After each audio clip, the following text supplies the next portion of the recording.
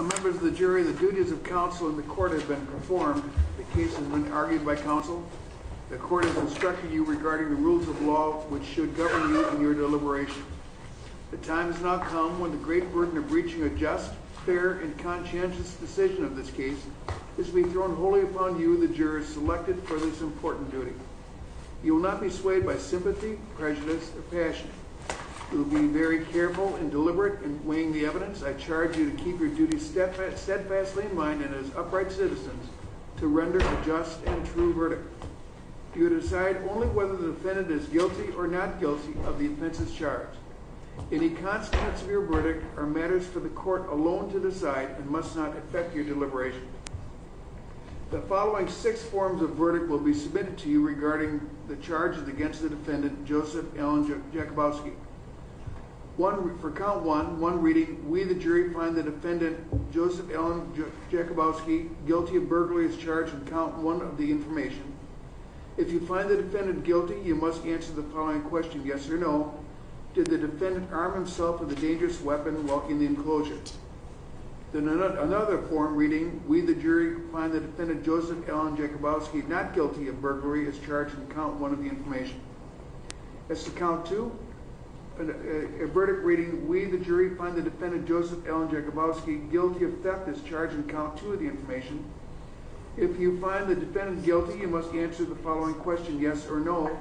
Was the property taken a firearm?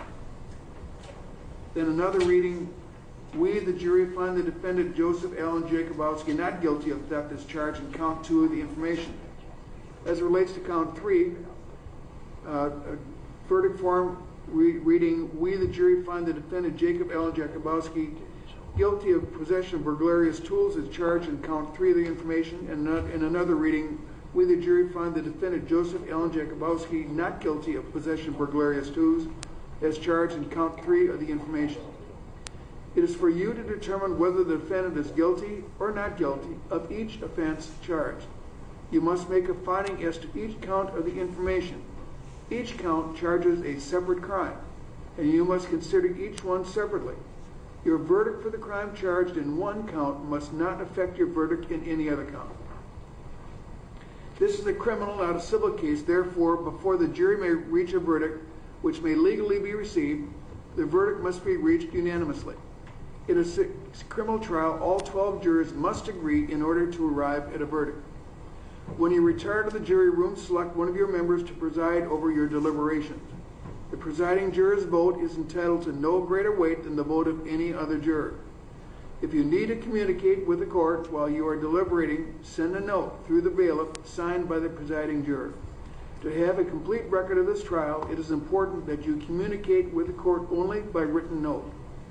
If you have questions, the court will talk with the attorneys before answering, so it may take some time. You should continue your deliberations while you wait for an answer. The court will answer any questions in writing or orally here in open court, and my practice is to bring it back in court and answer it directly to you. When you have agreed upon your verdict, have it signed and dated by the person you've selected to preside. After you've reached your verdict, the presiding juror will notify the bailiff that the verdict has been reached. Everyone will return to the courtroom. The verdict will be read in the record in open court. The court may ask each of you if you agree, well, the court must ask you now, under the law, if you agree with the verdict. At this time, swear the officer.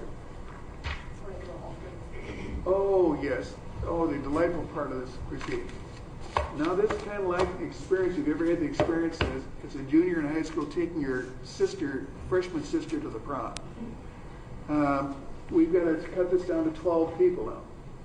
So the computer will roll the dice and find out who will not be selected to sit on this. And those 2 of you who are not going to be selected, please do not jump up in joy and scream or cry.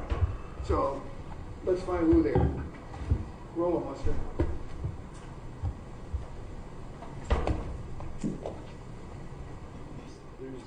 All right. As soon as they've cleared the facility, I'm handing the instructions and verdict forms to the court officer. And as soon as the other alternates come back out, we'll send it back and begin your deliberations. solemnly swear that you will, to the utmost of your ability, keep all jurors sworn on this trial in some private and convenient place, subject to the discretion of the court, until they have agreed on their verdict or are discharged by the court, and that you will not, before they render their verdict, communicate to any person the state of their deliberations or the verdict they have agreed upon, so help you God. I do.